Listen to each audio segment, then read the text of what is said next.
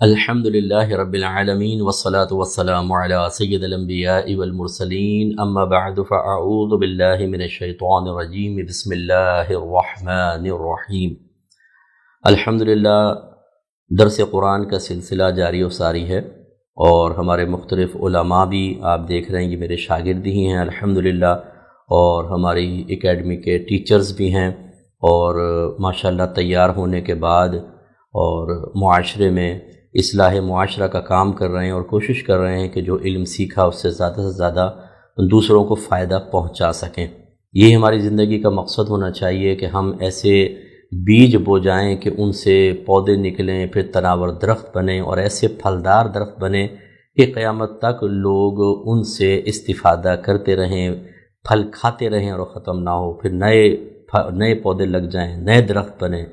علماء تیار کرنے کا یہی بڑا فائدہ اور ایک اچھا سلسلہ ہوتا ہے کہ اگر آپ بعمل معتدل صحیح العقیدہ اور اچھے علماء تیار کرتے ہیں اور ان میں جذبہ بھر دیتے ہیں تو پھر وہ مزید آگے علماء تیار کرتے ہیں اور الحمدللہ یہ سلسلہ قیامت تک چلتا رہتا ہے۔ آج انشاءاللہ سورۃ الانفال کی آیت نمبر 2، 3 اور 4 پر میں کلام کروں گا، اور اس کے انتخاب کی وجہ یہ ہے کہ بنیادی وجہ میں آپ کو عرض کر دیتا ہوں کہ ہر شخص باکمال ہونا چاہتا ہے۔ ہماری بہنیں جب کسی شادی وغیرہ میں جاتی ہیں یا کوئی سالگرہ وغیرہ یا کوئی تقریب میں شرکت کرتی ہیں تو کوشش کرتی ہیں کہ سب سے میں منفرد نظر آؤں۔ اکثر ایسی ہوتا ہے، عورتوں کی فطرت ہوتی ہے اچھا لباس، اچھا میک اپ، یونیک قسم کی چیزیں، تاکہ وہ سب میں باکمال نظر آئیں۔ اسی طرح ہم اپنے بچوں کے سلسلے میں ہماری خواہش ہوتی ہے کہ وہ پورے خاندان میں سب سے باکمال ہوں، اور اسی طرح مردوں کے معاملات ہوتے ہیں کہ تجارت کے اندر بہت بزنس مین ہوتا ہے، وہ چاہتا ہے میں سب سے بلند و بالا نظر آؤں۔ اسی طریقے سے ایجوکیشن وغیرہ کے معاملات ہوتے ہیں۔ ایک دینی معاملہ بھی ہوتا ہے، اس میں بھی ہمیں کوشش کرنی چاہیے کہ ہم باکمال بننے کی کوشش کریں۔ ہم ایک مسلمان گھرانے میں پیدا ہوئے، پیدائشی مسلمان ہیں، کامل مسلمان بننے کے لیے کوشش کرنی ہوتی ہے۔ اسی طرح ہم مومن ہیں، ہمارے قلب میں تصدیق موجود ہے، نبی کریم صلی اللہ علیہ وسلم اللہ تعالیٰ کی بارگاہ سے جو کچھ لے کر آئے ہم اسے حق اور سچ تسلیم کرتے ہیں۔ اسی کا نام، اس یقین کا نام ایمان ہوتا ہے۔ لیکن یہ ایمان جب ہم پیدا ہوتے ہیں، چھوٹے ہوتے ہیں، تو یہ نقص کی حالت میں ہوتا ہے، اور لیکن پھر یہ آہستہ کاملیت کی طرف آتا ہے اور مکمل کامل بن جاتا ہے۔ ان آیات میں اللہ تبارک و تعالیٰ نے کامل مومنین کی نشانیاں بیان کی ہیں۔ آپ اور مجھے چاہیے کہ ہم ان کو سنیں، ان کی روشنی میں اپنا احتساب کریں، اور پھر ہم کامل مومن بننے کی طرف بڑھیں۔ ان آیات کا ویسے شان نزول یہ ہے کہ جو منافقین زمانہ رسول تھے، جو دل سے ایمان لے کر نہیں آئے تھے، ظاہری طور پہ نمازیں پڑھتے تھے، روزے رکھتے تھے، اس کی تشریح توضیح میں نے اپنے پہلے درس میں ذکر کی تھی، تو یہ کہا کرتے تھے کہ ہم تو اللہ پہ بھروسہ نہیں کرتے، ہم جب فرض پڑھتے ہیں ہمارے دل میں تو کوئی بھی کیفیت وارد نہیں ہوتی ہے، ہم زکوٰۃ ادا نہیں کریں گے، اور دیگر معاملات میں۔ تو اللہ تعالیٰ نے پھر یہ بیان فرمائی کہ یہ تو مومن ہیں ہی نہیں، ان کے اندر یہ اوصاف نہیں بھی ہوں کوئی بات نہیں، یہ تو اگر ایمان لے کر نہیں آتے تو جہنم میں ہی جائیں گے۔ اصل مومنین کی شان یہ ہے۔ پھر اللہ تعالیٰ نے یہ شان بیان فرمائی۔ آئیے ہم سب احتساب کے ساتھ، میں بھی کروں گا اپنا احتساب، آپ بھی کیجئے، ان کو ہم سنتے ہیں۔ اللہ تعالیٰ نے فرمایا کہ انما المؤمنون، محض مومن یعنی کامل مومن کون ہیں؟ الذین اذا ذکر اللہ وجلت قلوبہم، کہ جب اللہ تبارک و تعالیٰ کا ذکر کیا جائے تو ان کے دل خوف زدہ ہو جاتے ہیں، ان کے دلوں میں اللہ کی عظمت اور رعب بڑھ جاتا ہے۔ وَإِذَا تُلِيَتْ عَلَيْهِمْ آيَاتُهُ، اور جب ان پر اللہ تبارک و تعالیٰ کی آیات تلاوت کی جاتی ہیں، زَادَتْهُمْ ایماناً، تو وہ آیات انہیں ایمان کے اعتبار سے زیادتی بخشتی ہیں۔ وَعَلَىٰ رَبِّهِمْ يَتَوَكَّلُونَ، اور یہ اپنے رب پر بھروسہ کرنے والے ہیں۔ الَّذِينَ يُقِيمُونَ الصَّلَاةَ، اور یہ کامل مومن کون ہیں؟ وہ جو نماز قائم کرتے ہیں۔ وَمِمَّا رَزَقْنَاهُمْ يُنْفِقُونَ، اور ان نعمتوں میں سے جو ہم نے ان کو عطا کی اللہ کی راہ میں خرچ کرتے ہیں۔ أُولَٰئِكَ هُمُ الْمُؤْمِنُونَ حَقًّا، یہی سچے مومن ہیں، یہی سچے مومن ہیں۔ لہم درجات عند ربہم، ان کے لیے بہت سے درجات ہیں ان کے رب کے پاس۔ ومغفرۃ، اور مغفرت ہے۔ ورزق کریم، اور عزت والا رزق ہے۔ یہ آیات میں نے پڑھی اور اس کا ترجمہ آپ کو بتایا۔ اب ہم تشریح دیکھتے ہیں۔ پہلی نشانی یہ ہے کہ جب اللہ کا ذکر کیا جاتا ہے تو ان کے دل روب میں مبتلا ہو جاتے ہیں، اللہ کا خوف دل میں پیدا ہو جاتا ہے۔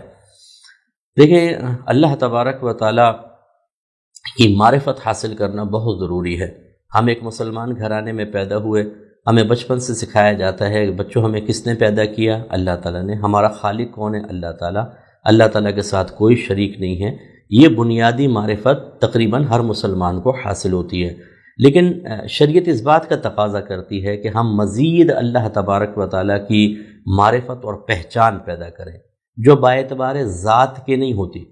نبی کریم صلی اللہ علیہ وسلم نے ارشاد فرمایا کہ اللہ تبارک و تعالیٰ کی ذات میں غور نہ کرو، اس کی صفات میں غور کرو، کیونکہ اللہ کی ذات ہمیں سمجھ میں آ ہی نہیں سکتی۔ لیسا کمثلہ شیء، اللہ تبارک و تعالیٰ نے خود قرآن پاک میں فرمایا کہ اس کی مثل کوئی شے نہیں ہے۔ جب اس کی مثل نہیں ہے تو کسی ذات کا تصور ہم کسی نہ کسی مثال کے ذریعے لا سکتے ہیں۔ مثلا یا تو ہم نے پہلے آنکھوں سے دیکھا ہو تو پھر تو ایک تصور خود بخود قائم ہو جائے گا۔ اللہ تعالیٰ کے ساتھ ایسا معاملہ نہیں ہے۔ یا نبی کریم صلی اللہ علیہ وسلم نے اللہ کی ذات کے بارے میں بتایا ہوتا تو پھر ایک تصور قائم ہوتا ہے۔ جیسے میں آپ سے کہوں ہمارے محلے میں ایک شخص لمبے قد کا ہے، بڑا سا سر ہے، بڑے بڑے بال ہیں، موٹی موٹی آنکھیں، لمبی سی ناک ہے، موٹے ہونٹ ہیں، تو آپ کے ذہن میں ایک تصور آ جائے گا۔ ایسا نبی کریم صلی اللہ علیہ وسلم نے کوئی تعارف پیش نہیں کیا۔ تیسری چیز ہوتی ہے کہ انسان اس کی مثل کو دیکھ لیتا ہے تو اس سے اندازہ ہو جاتا ہے۔ جیسے کوئی کہے کہ میں ایک جگہ سے واپس آیا، وہاں میں نے ایک جانور دیکھا جو ہاتھی کی طرح تھا، تو ہمیں اندازہ ہوتا ہے۔ تو جب اللہ تعالیٰ کی ذات ہمارے سامنے نہیں، نبی کریم نے توضیح تشریح بیان نہیں فرمائی، اس کی مثل کوئی ہے ہی نہیں، اس کا مطلب ہے ذات کا تصور تو قائم نہیں ہو سکتا۔ اور یہ اللہ کی بڑی شان ہے کہ ذرے ذرے سے آپ پہچانیں گے کہ اللہ کا وجود ہے، لیکن جب اس کی پوشیدگی کو دیکھیں گے تو کسی آنکھ نے اس کو دیکھا نہیں۔ نبی کریم صلی اللہ علیہ وسلم نے دیکھا، اور خواب میں امام اعظم ابو حنیفہ رضی اللہ تعالیٰ عنہ کے لیے بھی ثابت ہے، لیکن وہ کہا جاتا ہے کہ ہزارہ پردوں میں نبی کریم صلی اللہ علیہ وسلم نے دیکھنا، آپ سے کا دیکھنا ثابت ہے۔ خلاصہ کلام یہ ہے کہ ذات پر غور نہیں کرنا ہے، صفات پر غور کرنا ہے، اللہ تعالیٰ کی قدرت پر غور کرنا ہے، جس کے لیے آسان سی چیز یوں ہے کہ جب آپ کے دل میں اسی وقت عظمت پیدا ہوگی جب آپ ہماری کہی ہوئی اس بات پر تھوڑا سا عمل کریں گے۔ وہ یہ کہ آپ غور کیا کریں ذرا، جو یوٹیوب پر اسپیس سے متعلق کلپس ہیں، ڈلے ہوئے ہیں، ڈاکیومنٹریز ہیں، اگر آپ ان کو دیکھ سکتے ہوں تو دیکھیے۔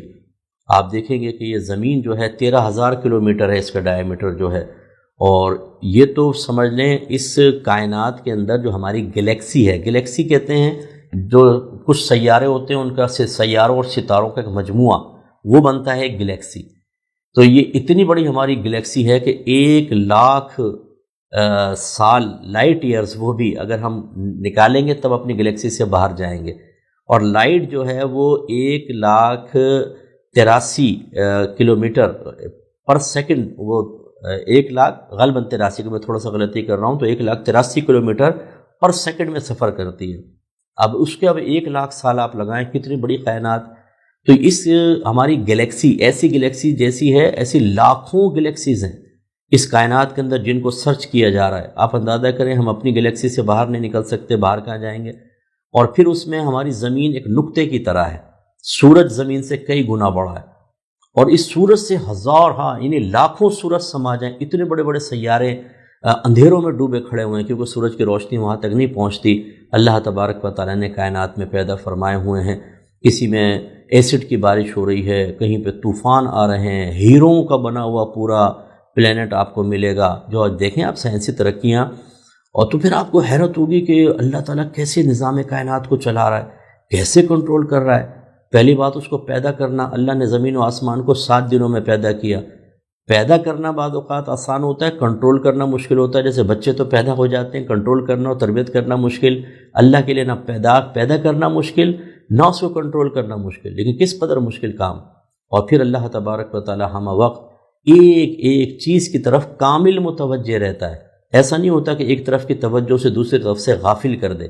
اگر ہمیں 2-3 کیمرے لگا دیے جائیں، مانیٹرز لگا دیے جائیں کہ جس میں جو نقل و حرکت ہو رہی ہے اس کو آپ نوٹ کریں، نہیں کر سکتے۔ ایک وقت میں ایک ہی آدمی کو ہم دیکھ کے کچھ کر سکتے ہیں، 10-5 ہو تو کیسے کریں گے؟ اسی طریقے سے اگر میں آپ کو ایک علاقہ دے دوں جس میں 1000 آدمی رہتا ہو، اور میں کہوں ان کے روزانہ میں کھانے کا سامان آپ کو دے دوں گا، ان کے ناشتے کا انتظام بھی کرنا ہے، دوپہر کے کھانے کا، شام کے کھانے کا، آپ کو پکانا ہے، کھلانا ہے، اور اسی طریقے سے کچھ حشرات الارض، کچھ میں جانوروں کا گوشت آپ کو دے دوں، کچھ چرندے پرندوں کی میں دانے وانے دے دوں، ان سب کو دینا ہے، کر سکیں گے ہم؟ نہیں۔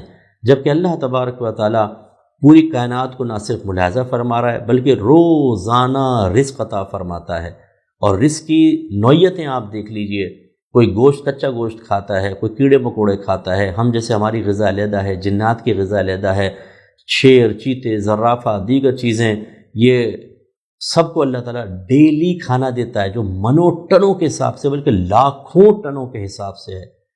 84 یہ جو ولڈر بیسٹ، ایک میں نے ڈاکومنٹری دیکھی، یہ جب پورے غول کے غول آتے ہیں، گھاس کے میدان کو چرتے ہیں، تو 84,000 ٹن گھاس ایک ٹائم میں کھا لیتے ہیں۔ آپ اندازہ کریں 84,000 ٹن، اور پھر مسلسل کھانا، کیسا اللہ تبارک و تعالیٰ نظام چلا رہا ہے۔ جب ہم ان باتوں پہ غور و تفکر کرتے ہیں، اسی طریقے سے سفیان ثوری رحمۃ اللہ علیہ کا ذرا ایک میں قول عرض کر دوں، پھر انشاءاللہ میں آگے چلتا ہوں، کہ آپ ارشاد فرمایا کرتے تھے کہ لوگ یہ سمجھتے ہیں کہ ہم رزق کو تلاش کر رہے ہیں، حالانکہ رزق تو خود ان کو تلاش کرتا ہوا آتا ہے۔ تو جب آپ کھانا کھاتے ہیں تو خدا را، جیسے بریانی سامنے پڑی ہے، اس میں چاول ہیں، پیاز ہے، ٹماٹر ہے، گرم مسالہ ہے، گوشت ہے، اور دیگر چیزیں، نمک وغیرہ ہے، اس میں مرچیں ہیں، الائچی ڈلی ہوئی ہے۔ سوچئے یہ کہاں تھی؟ الائچی کہاں، مرغے گوشت کہاں، چاول کس کھیت میں؟ لیکن یہ سب وہاں سے توڑے گئے، کاٹے گئے، ایک مختلف مارکیٹ کے دکانوں پہ پہنچے، پھر وہاں سے آپ کے گھر والوں نے خریدا، ہانڈی میں بنایا، اس میں سے جو آپ کی قسمت کا تھا آپ کے سامنے آیا۔ اور اس میں بھی کبھی آپ غور کیجئے گا، کبھی چائے بنتی ہے، آپ بس یوں منہ کے قریب لاتے ہیں، اور گھر والے کہتے ہیں مہمان آ گئے، چائے ادھر دے دو، تمہیں بعد میں دے دیں گے، وہ یوں ہٹ کے واپس چلی جاتی ہے۔ تو یہ پورا جو ایک نظام ہے، اس پہ جب آپ غور و تفکر کریں گے کہ کیسے اللہ تعالیٰ چلا رہا ہے، اس وقت پھر اللہ کی عظمت دل میں بیٹھتی ہے، اللہ تبارک و تعالیٰ کا مزید یقین حاصل ہوتا ہے، اور پھر اللہ کی بے نیازی پر غور ضرور کریں۔ سب سے زیادہ خوف اس سے پیدا ہوتا ہے کہ جب اللہ کا ذکر کیا جائے تو دل میں خوف پیدا ہو، یہ بے نیازی رب کو یاد کیجئے۔ میدان معاشر میں جو آپ سنتے ہیں کہ انبیاء علیہ السلام نفسی نفسی فرما رہے ہوں گے، ہائے میرا نفس، ہائے میرا نفس، تو جب تک ہمیں معرفت حاصل نہیں تھی ان چیزوں کی، تو میں سوچتا تھا کہ نبی کیوں کہیں گے نفسی نفسی؟ وہ تو انبیاء علیہ السلام ہیں، ان کو تو VIP پروٹوکول ملے گا، وہ تو جنت میں سب سے اعلیٰ مقام پر ہوں گے۔ پھر جب تھوڑا سا شعور حاصل ہوا تو معلوم ہوا کہ وہ اللہ کی بے نیازی کی وجہ سے ایسا کریں گے۔ جو ان کو اللہ نے منصب دیا، جو ان سے وعدے ہیں، ان پر سے توجہ ہٹ جائے گی، ان کی نگاہ صرف اللہ کی بے نیازی کے اوپر ہوگی۔ اور بے نیازی عرب یہ ہے کہ اللہ تعالیٰ کسی کی پرواہ نہیں کرتا، جب وہ اپنا فیصلہ کر لیتا ہے تو بس اس پہ کوئی چیز اثر انداز نہیں ہوتی۔ اب یہ میں اس کو سمجھانے کے لیے پہلے آپ کو سمجھا دوں، ایک بادشاہ ہو بلا تمثیل، اس کو ہٹا دیں، بلا تمثیل بادشاہ ہو جو خوش ہوتا ہے تو انعام دیتا ہے، ناراض ہو جائے تو تلوار سے گردن اڑا دیتا ہے فوراً، اور یہ نہیں دیکھتا سامنے کون ہے۔ اب جب آپ اس کے دربار میں پہنچیں گے، وہ بادشاہ بیٹھا ہے، ساتھ میں وزیر بیٹھا ہوا ہے، تو آپ وزیر کی قسمت پہ شاید رش کریں گے، یار کتنی شان سے بیٹھا ہوا ہے، بادشاہ نے اپنے ساتھ بٹھایا ہوا ہے۔ لیکن وزیر کی کیفیت جب آپ معلوم کریں گے تو وہ شدید خوف زدہ ہوگا کہ کسی بات پہ اگر بادشاہ ناراض ہوا، اس نے تلوار اٹھانی ہے، میری گردن اڑا دینی ہے، تو وہ خوف زدہ ہوگا۔ بس بلا تمثیل جو میں سمجھانا چاہ رہا ہوں، جتنی اللہ کی معرفت بڑھتی ہے پھر انسان اللہ کی بے نیازی کی طرف متوجہ ہوتا ہے۔ ذرا اس کی شان بے نیازی کے تھوڑے سے مناظر میں آپ کو عرض کروں۔ میرے آقا صلی اللہ علیہ وسلم سب سے محبوب ترین نبی ہیں، اور جو محبوب ہوتا ہے، اگر جو آپ کا میرا محبوب ہو، جیسے ہمارے بچے ہوتے ہیں، ہمارے رشتہ دار ہوتے ہیں، اگر کوئی ان کو تنگ کرے اور ہم انتقام لے سکتے ہوں، ہم ان کو روک سکتے ہوں، ہم ان سے بدلہ لے سکتے ہوں، تو 1 منٹ کی دیر نہیں لگائیں گے، کم از کم پروٹیکشن تو دیں گے۔ اللہ تعالیٰ باوجود قدرت رکھنے کے 13 سالہ مکی زندگی نبی کریم صلی اللہ علیہ وسلم پر شدید قسم کا ظلم کیا گیا۔ خود میرے آقا صلی اللہ علیہ وسلم ارشاد فرماتے ہیں کہ جب تمہیں دین کے معاملے میں ستایا جائے تو تم میری تکلیفوں کو یاد کر لیا کرو، اس لیے کہ میں دین کے معاملے میں سب سے زیادہ ستایا گیا ہوں، حالانکہ اللہ کے حبیب ہیں۔ تو اس لیے یہ دیکھیں، اب یہ بے نیازی ہے اللہ تعالیٰ کی، چاہتا تو عذاب میں مبتلا کر دیتا، کوئی تنگ کر سکتا تھا، لیکن یہ شان بے نیازی کا اظہار تھا۔ اسی طریقے سے سمجھانے کے لیے عرض کر رہا ہوں، انڈیا پاکستان کا مثال کے طور پہ میچ ہو رہا ہے، وہاں بھی دعائیں مانگ رہے ہیں، یہاں بھی دعائیں مانگ رہے ہیں، وہ آپ کہتے ہیں کہ جی وہ شرک کر رہے ہیں، وہ غلط کر رہے ہیں، آپ مومن ہیں، آپ اللہ کی بارگاہ میں ہاتھ اٹھا کے دعائیں مانگ رہے ہیں، منتیں مانگ رہے ہیں، لیکن جیت بعض اوقات کسی اور کی ہو جاتی ہے، آپ کی ٹیم ہار جاتی ہے۔ یہ اللہ کی شان بے نیازی ہے۔ آج آپ دیکھیں دنیا میں کافر بظاہر زیادہ عزت والے ہیں، زیادہ ترقی والے ہیں، ان کا معاشرہ زیادہ سلجھا ہوا سنورا ہوا نظر آتا ہے، مسلمانوں کی حالت تھوڑی کمزور نظر آتی ہے۔ یہ اللہ کی شان بے نیازی ہے۔ نبی کریم صلی اللہ علیہ وسلم نے اس کو اسی طرح بیان فرمایا کہ اگر اس دنیا کی اہمیت اللہ تعالیٰ کی بارگاہ میں ایک مچھر کے پر کے برابر بھی ہوتی تو کسی کافر کو ایک گھونٹ پانی بھی نہ دیتا، کیونکہ اہم چیز دشمن کو نہیں دی جاتی۔ اس لیے سرکار نے دنیا کی بے ثباتی کو بھی بیان کیا۔ تو ذرا تھوڑا سا غور کریں، اللہ تعالیٰ، آپ اگر میں نمازیں پڑھتے ہیں، ہم غریبوں کی امداد کرتے ہیں، اگر میں عالم ہوں، میں مفتی ہوں، کوئی حافظ ہے، کوئی قاری ہے، تو کیا مطلب ہم نے اللہ پہ کوئی احسان کر دیا ہے؟ اب اللہ تعالیٰ احسانات کے تابع ہو کر ہماری مرضی کے مطابق معاذ اللہ ثم معاذ اللہ ہمارے ساتھ طرز عمل اختیار کرے کہ ہم جو دعا مانگے قبول ہو، جو دشمن ہماری بری نیت سے ہمیں دیکھے تباہ و برباد ہو جائے، جو ہمیں تنگ کرے وہ جہنم میں ڈال دیا جائے؟ نو، اللہ کی ذات بہت بے نیاز ہے۔ وہ چاہے تو کسی کافر کو آخری وقت میں ایمان کی دولت عطا فرمائے اور جنت میں داخل کر دے، اور اگر چاہے تو کسی پوری زندگی نیک عمل کرنے والے کو آخری وقت میں اس کے حال پر چھوڑ دے اور وہ کفر کر کے مر جائے۔ اس لیے ڈریں اللہ کی بے نیازی سے۔ جب یہ ہم غور و تفکر کا سلسلہ دراز کرتے ہیں، اللہ کی بے نیازی پر توجہ کرتے ہیں، پھر یہ کیفیت حاصل ہوتی ہے کہ جب اللہ کا ذکر ہوتا ہے تو دل خوف زدہ ہو جاتا ہے۔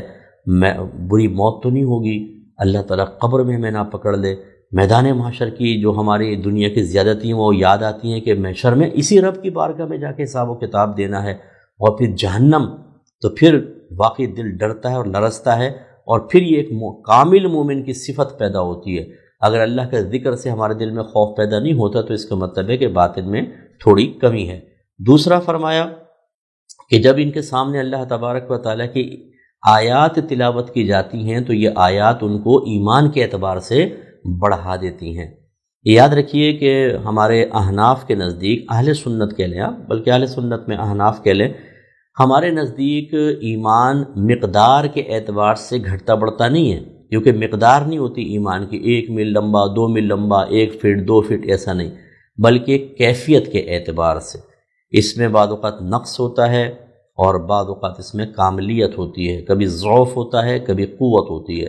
تو ایمان قوی کیسے ہوتا ہے، اس میں زیادتی کیسے ہوتی ہے؟ جتنی معرفت بڑھتی جائے گی اتنا ایمان قوی ہوتا جاتا ہے، اور جتنی ان باتوں کو ذہن میں رکھتے ہیں ہم اتنے زیادہ ایمان میں زیادتی ہوتی ہے۔ مثال کے طور پر آپ ایک بچہ گھر میں پیدا ہوتا ہے، اور اس کو نبی کریم صلی اللہ علیہ وسلم نے فرمایا کہ ہر بچہ فطرت اسلام پر پیدا ہوتا ہے، پھر اس کے والدین اس کو یہودی یا عیسائی بنا دیتے ہیں۔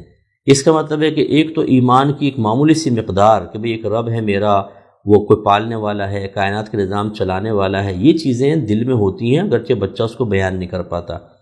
پھر جیسے جیسے ہم اس کو سکھاتے جاتے ہیں اس کے یقین میں اضافہ ہوتا جاتا ہے۔ مثلا پہلے اگر بچہ ہوتا ہے کچھ نہ سکھائیں تو اسے کچھ معلوم نہیں، پھر آپ کہتے ہیں کہ رب ہے، پھر آپ آخرت کے بارے میں بتاتے ہیں، پھر جنوں کے بارے میں، فرشتوں کے بارے میں، آسمانی کتابیں، نبیوں کے بارے میں، جیسے جیسے دیکھیں وہ سیکھتا جا رہا ہے، اس کا یقین بڑھتا جا رہا ہے۔ پہلے صرف اللہ پر یقین تھا، پھر بتایا کہ بھئی انبیاء علیہ السلام بھی ہوتے ہیں تو نبیوں پر بھی یقین ہو گیا، پھر آخرت پہ یقین، جن فرشتے، تقدیر، آخرت۔ تو ایسے ہی ہوتا تھا کہ جب نبی کریم صلی اللہ علیہ وسلم نے سب سے پہلے دعوت توحید دی، صحابہ کرام ایمان لے کر آئے، تو 2 چیزیں ان کے پیش نظر آئیں۔ سب سے پہلے توحید باری تعالیٰ اور آخرت۔ پھر جیسے جیسے آیات نازل ہوتی رہیں نبی کریم بتاتے رہے یہ اس پر بھی ایمان لاؤ، اس پر بھی ایمان لاؤ، یہ چیزیں بھی ہیں، تو ان کا ایمان بڑھتا چلا گیا۔ اس کا مطلب یہ ہوا کہ جب قرآن عظیم پڑھا جاتا ہے تو جو اس کے مضامین ہیں وہ ہمارے یقین اور ایمان میں زیادتی کا سبب بنتے ہیں، اور یہ ایک مومن کی علامت ہوتی ہے کہ جب وہ ان کو سنتا ہے تو اس کا ایمان اور اعتقاد بڑھتا ہے۔ تو بعض چیزیں تو ہم نے سیکھی نہیں ہوتی تو وہ ہمیں حاصل ہو جاتی ہیں، بعض سیکھی ہوتی ہیں لیکن وہ محو ہو جاتی ہیں، کہیں ذہن کے پیچھے چلی جاتی ہیں۔ جب ہم قرآن کے مضامین کو پڑھتے ہیں تو وہ مستحضر ہو جاتی ہیں، اور بعض ایسے ہوتے ہیں جیسے ہم پڑھتے پڑھاتے رہتے ہیں تو ہمارے ذہن میں ہر وقت وہ چیزیں موجود ہوتی ہیں، تقریباً موجود ہوتی ہیں، تو پھر جب ہم اس کو پڑھتے ہیں تو وہ اور زیادہ مضبوط ہو جاتی ہیں چیزیں۔ تو جیسے جیسے انسان کے درجے بلند ہوتے ہیں، جیسے جیسے وہ قرآن کے قریب آتا ہے، جیسے جیسے وہ علم سیکھتا ہے، اس کے ایمان میں اسی طریقے سے زیادتی ہوتی چلی جاتی ہے۔ لیکن اس میں ایک بات سمجھنے والی ہے، یہ کب ہوگا؟ جب آپ قرآن کو سمجھیں گے، جب آپ قرآن کو ترجمہ اور تفسیر سے پڑھیں گے، جب آپ ویسے ہی قرآن پاک کی عربک عبارت آپ پڑھ رہے ہیں، آپ کو پتہ ہی نہیں کہ اللہ تعالیٰ کیا بیان فرما رہا ہے، اور جب پتہ ہی نہیں تو پھر کیفیت کیسے پیدا ہوگی، ایمان میں زیادتی کیسے ہوگی؟ یقین تو بڑھتا ہی اس وقت ہے جب جو بات ہم سمجھتے ہیں اس کو سمجھیں گے، اس کو حق مانیں گے، پھر اس کے اوپر بلیو رکھیں گے، تو پھر ہماری یقین میں اضافہ ہوتا ہے۔ اس لیے یاد رکھیں کہ قرآن پاک کو ترجمہ اور تفسیر سے پڑھیں۔ جیسے ابھی میں ترجمہ کر رہا ہوں، آپ کو تفسیر بیان کر رہا ہوں، اور بڑے مختصر وقت میں اس کو کوشش کر رہا ہوں کہ کروں، سمیٹ لوں۔ اندازہ کریں کہ علم کا ایک سمندر ہے، بولتے چلے جاؤ ختم نہیں ہوگا۔ اس لیے میں گزارش کرتا ہوں کہ یہ تو خیر مختصر آیات پہ درس قرآن ہے، آپ یوٹیوب پر میری تفسیر قرآن ہے، تدبر قرآن، ایپیسوڈ 1 سے دیکھنا شروع کیجئے گا۔ رمضان کے بعد چاہے سٹارٹ کر لیں، ایک دن میں ایک ایپیسوڈ سن لیں، یا 2 دن میں ایک سن لیں، چلیں 18 سے 20 منٹ کا ایک ایپیسوڈ ہوتا ہے۔ پورے قرآن کا ترجمہ اور تفسیر آپ کو مل جائے گی انشاءاللہ۔ آپ پڑھیں، دیکھیے آپ کے ایمان میں زیادتی ہوتی ہے کہ نہیں ہوتی۔ آپ پہلے اپنا احتساب کر لیجئے گا، پھر تفسیر سننے کے بعد آپ بہت بلند ہوں گے علم کے اعتبار سے۔ تو اس کا مطلب یہ ہوا کہ مومنانہ صفت کب پیدا ہوگی؟ جب ہم قرآن کو ترجمہ تفسیر سے بار بار پڑھیں گے، پھر یہ ہوگا کہ کوئی قرآن بیان کر رہا ہے، ہمارے ایمان میں اور اضافہ ہوگا، تو ایک یہ وصف بھی حاصل ہوگا۔ تیسری چیز یہ ہے کہ وہ اپنے رب پر بھروسہ کرتے ہیں۔ توکل علی اللہ کا مطلب یہ ہوتا ہے کہ آپ کسی چیز کے لیے کوشش کریں، ترک کوشش کا نام توکل نہیں ہے، کوشش کریں لیکن اس کا رزلٹ، اس کا انجام اللہ تبارک و تعالیٰ پر چھوڑ دیں۔ دوسرا اس بھروسے کا مفہوم یہ ہوتا ہے کہ اللہ کی طرف متوجہ رہیں، غیر اللہ کی طرف کم جائیں۔ غیر اللہ سے مراد یہ ہے کہ جو دنیاوی معاملات ہیں ان کی طرف، باقی جو اللہ کے نیک بندے ہوتے ہیں وہ چونکہ اللہ تبارک و تعالیٰ کی عطا سے ہی آپ کے لیے آسانیاں پیدا کرتے ہیں، دعاؤں کے ذریعے، یا جو اللہ نے ان کو انعام دیا ہوتا ہے اس کے ذریعے، وہ باتیں تصرفات کے ذریعے آپ کے روحانی ترقی کا سبب بنتے ہیں، وہ یہاں مراد نہیں ہے۔ تو مراد میری گویا کہ میں یوں سمجھانا چاہ رہا ہوں کہ جو اللہ پہ بھروسہ کرتا ہے وہ اللہ کی طرف متوجہ رہتا ہے، اور کامل یقین کے ساتھ، اس کا دل ڈاواڈول نہیں ہوتا، وہ اللہ سے بدگمان نہیں ہوتا، بدظن نہیں ہوتا۔ ایسا نہیں ہوتا کہ بیٹی کے رشتے کے لیے 2-4 دفعہ دعا مانگی پھر اللہ سے مایوس ہو گئے، پھر ماسی نے بتایا جی ایک عامل صاحب بیٹھے ہوئے ہیں فراڈیا بابا، وہ تمہاری بیٹی کی شادی کروا دے گا، تمہاری توجہ پوری شامل کی طرف ہو جاتی ہے، اللہ تعالیٰ کو بھول بھال جاتے ہیں، اب یہ کرے گا۔ آپ سوچئے، اس کو تو اللہ نے پیدا کیا ہے، اس کے پاس اگر کچھ ہے بھی تو وہ تو اللہ کا دیا ہوا ہے، اس رب کو چھوڑ کر اس پر۔ اسی طریقے سے اگر کوئی ہمیں نوکری کا کہہ دیتا ہے، غیر مسلمی کیوں نہ ہو، میں تمہیں نوکری دلوا دوں گا، تو ذرا غور کریں، ایک اللہ پہ یقین اور ایک اس پر یقین، کیفیات کو دیکھ لیجئے۔ بعض اوقات انسانوں پہ یقین ہم کر رہے ہوتے ہیں، اسی طرح ہمیں پیسے پہ یقین ہوتا ہے، بہت زیادہ پیسہ آ جاتا ہے، ہم کہتے ہیں بس اب میں بالکل سیف ہو گیا ہوں۔ اب معاذ اللہ کوئی زبان سے دعویٰ نہیں کرتا، لیکن اگر باطن کو کھنگالیں تو اللہ پہ اتنا توکل نہیں ہوگا جتنا اس پیسے پر ہوگا۔ آدمی کامل متوکل نہیں ہوتا جب تک جو اللہ کے پاس ہے اس پر اس سے زیادہ بھروسہ نہ کرے جو اپنے پاس ہے۔ اور امام غزالی رحمۃ اللہ علیہ نے اس کی بڑی پیاری مثال دی ہے کہ جیسے ایک باپ ایک بھرے بازار میں اپنے بچے کو گود میں لے کے جا رہا ہوتا ہے نا، تو وہ بچہ بالکل خوفزدہ نہیں ہوتا، حالانکہ رش بھی ہے، مختلف چہرے سامنے آ رہے ہیں، کیونکہ باپ کی گود میں اس کو ایک بھروسہ ہوتا ہے، ایک میرا سنبھالنے والا ہے، دیکھنے والا ہے۔ یہ کیفیت ہماری ہونی چاہیے۔ تو خلاصہ کلام یہ ہے، جیسے توکل کی میں نے آپ کو تشریح بیان کی، کوشش کریں، انجام اللہ تبارک و تعالیٰ پر چھوڑ دیں۔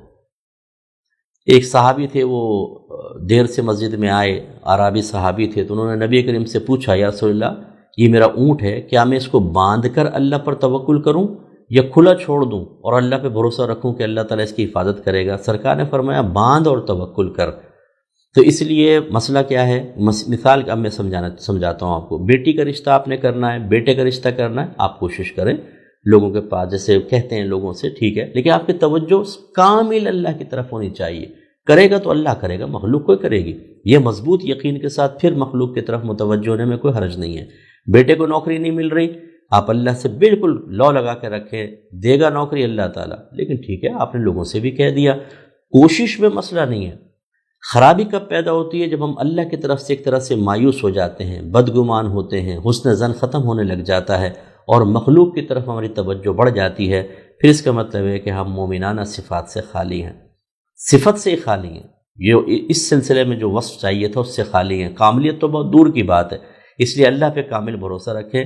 دیکھیں ابھی میں نے آپ کو سمجھایا، پوری کائنات کا نظام اللہ تعالیٰ چلا رہا ہے، بڑے بڑے سیارے، جانوروں کو، انسانوں کو رزق کی تقسیم پہ دیکھیں، ہوائیں چلانا، آپ کو آکسیجن فراہم کرنا، بارشیں برسانا، سب اللہ تعالیٰ کر رہا ہے۔ آپ کے میرے بیٹی کا رشتہ کرنا مشکل ہے اللہ کے لیے؟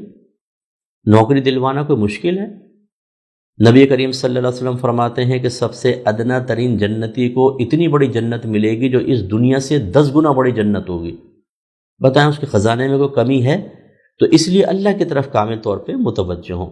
پھر فرمایا وہ نماز قائم کریں گے۔ نماز قائم کرنے کا مطلب مکمل کامل وضو کے ساتھ 5 وقت پابندی سے نماز پڑھنا، اور اگر شرعی عذر نہیں ہے تو مردوں کو جماعت سے نماز پڑھنی چاہیے۔ یہ نہیں ہے کہ موڈی نماز پڑھ لی، فجر گئی، ٹھیک ہے، زور اثر پڑھ لی۔ بعض بہنیں کہتی ہیں میں 3 نمازیں پڑھ لیتی ہوں، 2 نہیں پڑھی جاتی۔ کیوں نہیں پڑھی جاتی؟ جب آپ کو عذاب قبر ہو رہا ہوگا، جب آپ تنہا قبر کے اندر سب چھوڑ چھاڑ کے چلے جائیں گے، اس وقت کوئی رشتہ داری کام نہیں آئے گی، یہ آرام یا یہ ڈرامے کام نہیں آئیں گے، آپ کو نمازیں کام آئیں گی۔ میدان محشر میں اگر آپ کی نمازوں میں کمی ہوئی تو شدید قسم کی گرفت ہوگی۔ ایسے ہمارے جو مرد حضرات ہیں انہیں بھی توجہ کرنی چاہیے۔ موڈی نماز کا ہمارے مذہب میں کوئی تصور نہیں ہے کہ موڈ ہوا تو پڑھ دی ورنہ نہیں۔ 5 نمازیں، اور خصوصاً فجر۔ بہت سے خاندان ایسے میں نے دیکھے ہیں، گھرانے، جن میں کئی مہینوں تک بلکہ سالوں تک فجر کی نماز ہی نہیں پڑھتے، سارا گھر سو رہا ہوتا، اٹھتے کب ہے؟ 9 بجے 10 بجے، اور طبیعت پہ بوجھ طاری، چڑچڑا پن، لڑائی جھگڑا، فتنہ فساد، گھر میں بے برکتیاں اسی وجہ سے تو پیدا ہوتی ہیں۔ پھر ہماری بہنیں کہتی ہیں مفتی صاحب چیک کریں ذرا کوئی جادو ٹونا تو نہیں کروا دیا، ہر ایک لڑ رہا ہے ایک دوسرے سے۔ گھر میں برکت کا کام، برکت والے معاملات تو آپ نے خود ختم کیے ہیں۔ سب سے بڑے جادوگر تو پھر آپ ہی ہوئے، اور بڑے معصوم بن کے پتہ نہیں ہم سے کیا غلطی ہو گئی، ایسا ہو رہا ہے۔ نماز 5 وقت قائم کریں۔ نبی کریم صلی اللہ علیہ وسلم نے ارشاد فرمایا سب سے پہلے بروز قیامت نماز کا حساب و کتاب ہوگا۔ اگر یہ پوری ہوئی تو آخرت میں آگے آسانی ہے، اور اگر اس میں کمی ہوئی تو آگے خسارہ ہے۔ اور پھر جو اللہ تعالیٰ نے عطا فرمایا اس میں سے خرچ کرتے ہیں، تو اس لیے خرچ کرنے میں بالکل بخل سے کام نہیں لینا چاہیے۔ اللہ نے اگر دیا ہے تو اچھے مقامات پر آپ ضرور خرچ کریں۔ سب سے پہلے تو ذریعہ آمدنی پہ توجہ رکھیں، وہ حلال ہونا چاہیے۔ مکمل معلومات نہ ہوں تو معلومات لے لیجئے، اور خرچ کرنے میں بھی توجہ رکھنی چاہیے۔ ناجائز جگہ پر، غلط مقام پہ نہ خرچ کریں۔ جیسے پیشہ ور فقیروں کو بعض لوگ دے کر امید رکھتے ہیں کہ اللہ ثواب دے دے گا، حالانکہ ان کو دینا تو گناہ ہے۔ گناہ میں ثواب کی امید کا کیا مطلب؟ آپ کی نیت کا کیا مطلب؟ ایک شخص کہتا ہے میں نے موبائل چھیننا ہے، میرے پاس گن نہیں ہے، میں موبائل چھینوں گا اور ڈاکے ماروں گا اور وعدہ کرتا ہوں سارا غریبوں میں تقسیم کر دوں گا۔ تو کیا اس کو پیسہ دینا اچھی نیت کے ساتھ جائز ہوگا کہ ٹی ٹی خرید کر یہ گن پوائنٹ پہ موبائل چھین لے؟ یا کوئی نشے کے لیے تڑپ رہا ہو کہ میرا نشہ ٹوٹ رہا ہے، تھوڑا سا مجھے دے دیں، میں ہیروئن پی لوں، آپ کے لیے دعا کروں گا۔ تو آپ نے کہا اچھی نیت کے ساتھ چلو ہم دے دیتے ہیں۔ اچھی نیت بھی وہیں کام کرے گی جہاں شریعت نے اچھی نیت کرنے کی اجازت دی ہو۔ اس کا بھی ایک علم سیکھیے۔ تو ابھی پیشہ ور کھڑے ہوتے ہیں، شیشے نیچے کر کے ان کو پیسے پکڑا کے حوصلہ افزائی فراہم کر رہے ہوتے ہیں کہ تم حرام کھاتے رہو، ہم تمہاری مدد کے لیے موجود ہیں۔ نبی کریم صلی اللہ علیہ وسلم نے فرمایا جو بغیر ضرورت کے لوگوں کے سامنے دست سوال دراز کرے وہ بروز قیامت اس حال میں آئے گا کہ اس کے چہرے پر گوشت نہیں ہوگا۔ تو صحابہ نے پوچھا رسول اللہ یہ ضرورت کی مقدار کیا ہے کہ جس کے بعد سوال کرنا جائز ہو جاتا ہے؟ فرمایا اگلے وقت کا کھانا۔ اگلے وقت کا کھانا نہیں ہے تو بس مانگ کے کھانا لے سکتے ہو۔ اب یہ تو ان کے تو بینک بیلنس ہوتے ہیں، ان کی پوری مافیا ہے۔ تو خلاصہ کلام یہ ہے کہ جب خرچ کریں تب بھی اس کا علم ہونا چاہیے کہاں پہ ہمیں خرچ کرنا ہے، اور یہ اس وقت میں بیان نہیں کر سکتا ہوں۔ میری کتاب قرب الہی آپ زیر مطالعہ رکھیں، اس پہ بیسٹ یہ چیزیں بیان ہوئی ہیں، اور اس میں بہت سی آپ کو گائیڈ لائن بھی ملے گی۔ اس کے علاوہ کورسز کرنے چاہیے، جیسے ہمارے اکیڈمی سے کورسز ہوتے ہیں۔ اور فرمایا کہ یہی وہ مومن ہیں جو حق پر ہیں، سچے مومن یہی ہیں، ان کے لیے درجات ہیں ان کے رب کے پاس۔ نبی کریم صلی اللہ علیہ وسلم فرماتے ہیں کہ بعض جنتی اتنے بلند و بالا ہوں گے کہ نچلے درجے کا جنتی انہیں ایسا دیکھے گا جیسے تم آسمان پہ کوئی چمکتا ہوا ستارہ دیکھتے ہو۔ تو صحابہ کرام نے عرض کیا رسول اللہ وہ تو پھر نبیوں کے درجات ہوں گے، ان کے علاوہ تو کوئی وہاں تک نہیں پہنچے گا۔ سرکار نے فرمایا کہ نہیں، دوسرے لوگ بھی پہنچ سکتے ہیں جو نیک اعمال کریں، نبیوں کی تصدیق کریں، ان کے لیے درجے، یعنی نبیوں کا تو، اور پھر علماء، نبیوں کے بعد دوسرا درجہ علماء کا ہے، باعمل علماء، صحیح العقیدہ علماء، ان کا۔ یہ تو فرمایا کہ وہ لوگ ہیں جو ان کے علاوہ ہیں، ان کے اتنے درجات۔ اس لیے میں اپنے بھائی بہنوں سے گزارش کرتا ہوں، خدا را جب آپ خرچ کرتے ہیں نا تو ذرا سوچا کریں کہاں کر رہے ہیں آپ۔ اس کو دے دیا، اس کو دے دیا، اس مقام پہ اپنا شوق تو آپ پورا کر لیتے ہیں۔ بعض لوگ کہتے ہیں ہم 10 جگہ دیتے ہیں، 10 جگہ میں سے ہر جگہ کیا کام کی ہے آپ کی، یہ آپ کو پتہ چلے گا مرنے کے بعد۔ وہاں پر دیں جہاں پہ آپ کے لیے بہت بڑا ثواب جاریہ ہو، جہاں ضرورت زیادہ ہو، جہاں غریب کی غربت بھی ختم ہو، دین کی خدمت بھی ہو، دین کا کام بھی چلے، ایسے مقام پر دیں کہ 5-6 چیزیں جمع ہو جائیں، تو پھر آپ کے لیے ثواب جاریہ ہوگا۔ جتنا بڑا ثواب جاریہ اتنے آپ کے درجے بلند ہوتے رہیں گے، ورنہ پھر آپ پچھتائیں گے۔ اب میں یہاں پہ بہت سی چیزیں کھل کر بیان نہیں کر سکتا ہوں، بہت سے لوگ ناراض ہو جاتے ہیں، ورنہ اتنے غلط مقام پہ پیسہ دے رہے ہوتے ہیں کہ بیچاروں کا پیسہ یا تو ضائع ہو رہا ہوتا ہے، یا اتنا ثواب جو ثواب ہے وہ ملے گا، اس کے بعد جاریہ تو بھول جائیے آپ۔ یہ بھی ایک شعور نہیں ہوتا لوگوں کو۔ بہرحال اللہ تعالیٰ قبول کرنے والا ہے۔ اور وہ مغفرت، اللہ تعالیٰ فرماتا ہے ان کی مغفرت۔ مغفرت کا مطلب ہوتا ہے سابقہ گناہوں کی بخشش۔ تو جب کوئی کامل مومن ہو جاتا ہے وہ غور و تفکر کرتا ہے، اللہ پہ بھروسہ کرتا ہے، نماز قائم کرتا ہے، اللہ کے دیے ہوئے رزق میں سے خرچ کرتا ہے، زکوٰۃ میں، فطرہ میں، غریبوں کی مدد میں، اور اپنے آپ کو گناہوں سے بچاتا ہے، تو اللہ تعالیٰ اس کے سابقہ گناہوں کی بخشش فرما دیتا ہے، اور اللہ تعالیٰ انہیں رزق کریم عطا فرمائے گا، نعمت والا رزق، عزت والا رزق، دنیا میں بھی اللہ تعالیٰ دے گا اور جنت میں اور آخرت میں بھی ملے گا۔ کوشش کیجئے کہ جو کچھ آپ نے سنا ایک اجمالی بیان ہے، لیکن اپنے احتساب کے ساتھ اس کو جب ہم سنتے ہیں غور و تفکر کیجئے۔ اور یقینی سی بات ہے کہ ایک درس میں تمام پہلو کور کرنا ممکن نہیں ہوتا۔ ہمارا کام، ہم علماء کا کام ہے کہ ہم آپ کو وہ چیزیں پرووائڈ کر دیں جو آپ کی دینی اور اخروی ضرورت کو پورا کریں، اور وہ میری کوشش یہی ہے کہ میں یہ کر سکوں۔ جیسے میں آپ کو عرض کرتا ہوں کہ میں نے یوٹیوب پر ہماری تفسیر قرآن آپ کو مل جائے گی، پوری ترجمہ تفسیرات۔ اسی طرح درس بخاری، 10 سال ہو گیا مجھے درس بخاری کرتے ہوئے، پہلی حدیث سے میں نے سٹارٹ کیا ہے اور کافی آگے تک میں پہنچ چکا ہوں۔ ارادہ یہ ہے اگر اللہ نے زندگی دی پوری بخاری شریف کی شرح میں بیان کروں گا، یہ آپ سننا شروع کر دیں۔ تیسری چیز تصوف، تربیت، اصلاح، اپنی معاشرے کی، اپنی اولاد کی، ان کو اللہ کے قریب کرنا، انہیں جنت کے قریب کرنا، یہ کتاب آپ پڑھیں۔ اس کے علاوہ فرض علوم، اس پہ میری طہارتی کتاب آ رہی ہے۔ اس کے علاوہ پھر کورسز، ہم نے اکیڈمی قائم کی، یہاں پر میں عوام کے لیے کورسز کرواتا ہوں، شارٹ کورسز ہوتے ہیں، ابھی بھی رمضان میں کورسز جاری ہیں، زکوٰۃ کے ہیں، وراثت، طہارت، عبادات کے کورس، نماز، روزہ، حج، زکوٰۃ، قربانی، اسی طریقے سے تجارت، مداربت، شرکت، پھر اسی طرح گناہوں کی معرفت، حقوق زوجین کورس، عقائد کے کورسز۔ کون سی چیز ہے جو ہم آپ کو پرووائڈ نہیں کر رہے؟ میری کوشش ہے کہ میں یہ تمام چیزیں، عوام الناس ہمارے قریب آئے تو آپ یہ نہ کہیں کہ آپ علماء موجود تھے، آپ نے ہمیں نہیں دیا۔ میری کوشش ہے ہر چیز میں۔ اس کے علاوہ میں افراد کی تیاری پہ بڑی توجہ رکھتا ہوں۔ میں عالم بنا رہا ہوں، مفتی بنا رہا ہوں، میری زندگی کا مشن ہے۔ سب سے مشکل ترین کام میں نے منتخب کیا ہے کہ میں پڑھے لکھے بچوں کو، لڑکوں کو، لڑکیوں کو اس طرف مائل کر کے ان کو عالم بناؤں، مفتی بناؤں، اور ماشاءاللہ ہزاروں کی تعداد میں ہمارے یہاں سے فارغ ہو کر بچے دین کا کام کر رہے ہیں۔ جو ہم نے سلیبس لڑکوں کے لیے رکھا ہے پورا بہنی بچیوں کو پڑھاتا ہوں، عالم، عالمہ، مفتی، مفتیہ بناتا ہوں، اور ماشاءاللہ کام ہو رہا ہے۔ اور بہرحال آپ سے میری گزارش ہے کہ آپ بھی الفرقان اسکالرز اکیڈمی کے قریب آئیں، جو چیزیں میں نے آپ کو بتائیں ان سے اپنے علم کو کامل کریں، اپنا احتساب کریں، ادھر ادھر نہ جایا کریں، تجربے نہ کریں کہ چلو یہاں جا کر سنتے ہیں کیا ہو رہا ہے، یہ یوٹیوب پہ سن لیا، اس ویب سائٹ پہ چلے گئے۔ میں نہیں کہہ رہا ہوں کہ ہم ہی کام کر رہے ہیں اور کوئی نہیں کر رہا، لیکن اس میں خطرہ یہ ہوتا ہے کہ آپ بعض اوقات غلط جگہ پہ چلے جاتے ہیں، آپ کو نہیں سمجھ میں آتا کہ وہ صحیح بیان کر رہا ہے، غلط بیان کر رہا ہے، اور بعض اوقات وہ چیز ذہن میں بیٹھ جاتی ہے، عقیدہ خراب ہو جاتا ہے، عمل خراب ہو جاتا ہے، آپ ضروری چیز کو چھوڑ کر غیر ضروری امور میں مصروف ہو جاتے ہیں جو بڑے اچھے لگتے ہیں لیکن شریعت کا مطالبہ ان کا نہیں ہوتا۔ تو اس لیے آپ ہمارے پاس آئیں گے، ٹو دا پوائنٹ چیز ہوگی۔ میری کوشش یہ ہوتی ہے کہ ہم کامل سے کامل تر بنتے رہیں۔ تو ہماری اکیڈمی کو آپ جوائن کریں اس اعتبار سے کہ کورسز کریں، اس کے علاوہ اپنے بچوں کو عالم مفتی بنائیں، خود آپ عالم مفتی بنیں۔ ابھی ہمارے کورس لانچ ہو رہا ہے انشاءاللہ اسکالر کورس کا، جہاں پر بھی آپ ہیں ہمارے ٹیچنگ میتھڈ کے مطابق آپ عالم اور مفتی بنیں، عالم اور مفتیہ بنیں، اس میں آپ ضرور داخلہ لیجئے گا۔ میں بھی اس میں کچھ کلاسز پڑھاؤں گا، ہمارے ٹیچرز بھی پڑھائیں گے۔ ہماری خواہش ہے گھر بیٹھے عالم بنائیں، انشاءاللہ اس کو بھی ہم کر لیں گے۔ آپ اگر کبھی ہمارے سنڈے میں آئیں تو یہاں پر ہم نے 8 ایئرس کا کورس رکھا ہے، اونلی سنڈے 2 to 5 ہماری کلاس ہوتی ہے 3 گھنٹے کی، اور اس میں دینی طالب علم کا داخلہ منع ہے۔ Only engineer, doctor, professor, bankers, job کرنے والے، ہاؤس وائفس آتی ہیں۔ جو میری کلاس ہے اس کو 6واں سال ہے اور 90 سے ابو اسٹوڈنٹس ہیں اس کے اندر ماشاءاللہ۔ پھر 5واں سال، پھر چوتھا، تیسرا، دوسرا، پہلا۔ اب وہ جو میری چھٹے والی تھی وہ اس سال رمضان کے بعد 7ویں سال میں چلی جائے گی، اور پھر 7 کلاسز پیچھے۔ ہماری کوشش یہ ہے کہ ہم مضبوط سے مضبوط تر افراد تیار کر کے اور وہ ہم معاشرے میں انٹروڈیوس کروائیں اور لوگ ان کے پیچھے چل کر ہدایت پائیں۔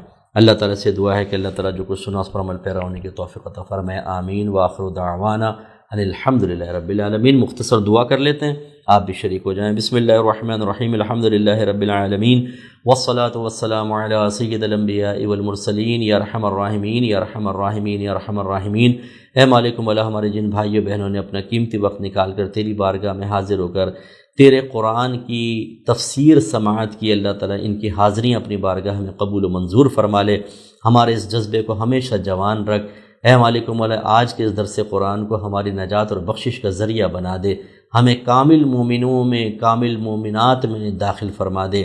مالک مولا، ہمارے لیے آخرت کا راستہ آسان کر دے، دنیاوی امور جو ہمیں غافل کرتے ہیں ان میں مشغولیت مشکل بنا دے۔ مالک مولا، ہمیں گناہوں سے نفرت عطا فرما، نیکیوں سے پیار عطا فرما۔ گناہ کرنا بے حد مشکل بنا دے، نیک عمل کرنا بے حد آسان فرما دے۔ اے مالک مولا، ہمارے گھر والوں پر بھی اپنی خصوصی رحمتیں برکتیں نازل فرما۔ مالک مولا، جو والدین اپنے بچوں کے سلسلے میں پریشان ہیں، ان کے بچوں کو نیک، پرہیزگار، متقی، اپنے ماں باپ کا فرما بردار، ان کے لیے بہت بڑا ثواب جاریہ اور ان کی آنکھوں کی ٹھنڈک بنا کر رکھ۔ ہماری جو بہنیں اپنے شوہروں سے پریشان ہیں، غسیل شوہر ہیں، غیر عورتوں کی طرف میلان ہیں، ظلم و ستم کرتے ہیں، اللہ تعالیٰ ان کے شوہروں کو ہدایت عطا فرما، بیویوں سے محبت کرنے کی توفیق عطا فرما، غیر عورتوں سے مشغولیت اور استغراق کو ختم کرنے کی توفیق عطا فرما۔ ایسے ہی جو شوہر حضرات بیویوں سے پریشان ہیں، جو زبان چلاتی ہیں، غسیلی ہیں، گالیاں بکتی ہیں، تھپڑ مار کے اپنے آپ کو جہنم کا مستحق بنا رہی ہیں، اللہ تعالیٰ ان بہنوں کو بھی ہدایت دے اور ایسے شوہروں کو صبر کی توفیق عطا فرما اور دونوں کے دل میں محبت پیدا فرما۔ اے اللہ تعالیٰ، جو رشتہ دار ہم سے ناراض ہیں یہ ہم ان سے ناراض ہیں اللہ تعالیٰ، اور دنیاوی وجوہات کی بنا پر ہیں، اللہ تعالیٰ ناراضگیاں ختم کرنے کی توفیق عطا فرما دے، ہمیں ہمت عطا فرما، کیونکہ تیرے حبیب کریم صلی اللہ علیہ وسلم نے ارشاد فرمایا، جو کسی مسلمان سے 3 دن سے زیادہ ناراض رہے اور پھر اسی حال میں مر جائے وہ جہنم میں داخل ہوگا۔ اے اللہ تعالیٰ، جتنی بھی دنیا میں وجوہات کی بنا پہ ہماری ناراضگیاں ہیں انہیں ختم فرما دے۔ اے پاک پروردگار، جتنے ہمارے بھائی بے روزگار ہیں ان کو روزگار عطا فرما دے، جتنے بیمار ہیں انہیں شفائے کاملہ عطا فرما، جو بیماروں کی تیمارداری پر مقرر ہیں اللہ تعالیٰ انہیں ہمت، حوصلے اور صبر سے خدمت کرنے کی توفیق عطا فرما، جھنجھلانے سے، ڈانٹنے، ڈپٹنے، جھڑکنے سے بچنے کی توفیق عطا فرما۔ اس طرح ثواب بھی ضائع ہو جاتا ہے اور انسان گناہگار بھی ہو سکتا ہے، اور کبھی یہ وقت ہم پر بھی آ سکتا ہے، اللہ تعالیٰ ہمیں خوشدلی سے خدمتیں کرنے کی توفیق عطا فرما۔ جو بے اولاد ہیں ان کو نیک اور صالح پیارے پیارے بیٹے، خوبصورت بیٹیاں عطا فرما۔ جن گھروں میں جوان بہنیں بیٹیاں موجود ہیں ان کے اچھے رشتے دلوا دے۔ جو دنیاوی وجوہات کی بنا پہ ناراض ہیں محبت سے رہنے کی توفیق عطا فرما۔ مالک مولا، جن پہ قرضے ہیں ان کی کمر ٹوٹ گئی ہے، مالک مولا غیب سے ان کے قرضوں کی دوری کے لیے، قرضوں کے اتارنے کے لیے اہتمام فرما دے۔ مالک، تیرے لیے کچھ مشکل نہیں۔ جو ہمارے بہن بھائی مقروض ہیں اللہ تعالیٰ ان کے قرض کو دور فرما۔ جو بیجا مقدمات میں گرفتار ہیں انہیں نجات عطا فرما دے۔ جو جیلوں میں بے قصور بند ہیں اللہ تعالیٰ ان کی رہائی کی سبیلیں بنا دے۔ اے پاک پروردگار، ہمارے ملک پاکستان پر اپنی خصوصی رحمتیں، برکتیں نازل فرما، اسے مخلص حکمران عطا فرما، اندرونی بیرونی سازشوں سے محفوظ فرما، ہر میلی نظر سے اس کی حفاظت فرما۔ خاص طور پہ دعا فرمائیں جو بھائی بہن ہماری اکیڈمی کے ساتھ مالی تعاون کرتے ہیں، جس کی برکت سے دین کا کام بہت اچھے انداز سے ہو جاتا ہے، بہت سے ہمارے بہن بھائی عالم بنا رہے ہیں، اس کی کفالت کرتے ہیں، مفتیان کرام تیار کرتے ہیں۔ مالک و مولا ان سب کی خدمتیں اپنی بارگاہ میں قبول و منظور فرما لے، اس کی برکت سے انہیں دنیا میں آسانیاں عطا فرما، موت کے وقت آسانیاں دینا، قبر کو جنت کے باغوں میں سے ایک باغ بنا دینا، میدان محشر میں عرش کا سایہ عطا فرمانا، میدان محشر میں ہر قسم کے خوف سے بے نیاز کر دینا، نبی کریم صلی اللہ علیہ وسلم کی زیارت و شفاعت سے مشرف فرمانا، سیدھے ہاتھ میں اعمال نامہ پل صراط پر ثابت قدمی عطا فرمانا، رحمت کونین صلی اللہ علیہ وسلم کے مبارک ہاتھوں سے حوض کوثر کے چھلکتے ہوئے جام پینے کی توفیق عطا فرمانا۔ اے اللہ تعالیٰ ان کو ہر قسم کی ناگہانی آفت سے محفوظ فرما، زوال عزت سے محفوظ فرما دے، ہر قسم کی بدنامی اسکینڈل سے محفوظ فرما۔ اے اللہ تعالیٰ جو ان کے دشمن ہوں ان کو ہدایت عطا فرما، اور اگر ہدایت ان کی قسمت میں نہ ہو تو ان کے شر سے ان کو محفوظ فرما۔ اے مالک مولا ہم سب کو جس طرح ہم یہ دعا میں شریک ہوئے جنت الفردوس میں نبی کریم صلی اللہ علیہ وسلم کی خصوصی مجلس میں شرکت کرنے کی توفیق عطا فرمانا۔